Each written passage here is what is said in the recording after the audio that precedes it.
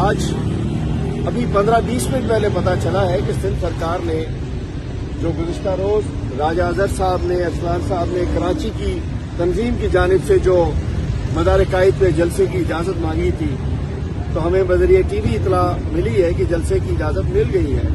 پھر میں نے ناصر شاہ صاحب کو کال کی، میں نے کہا آپ کا ٹی وی پروگرام دیکھا، انہوں نے کہا جی بالکل، ہم نے جب کہا ہے کہ ہم رکھنا نہیں ڈالیں گے تو آپ نہیں ڈالیں گے، ہم نے کہا پہلے دے دیتے، لیکن چلیے اجازت تو ملی۔ اب آپ سب سے پہلے آپ سب لوگ چیلنج قبول کر رہے ہیں؟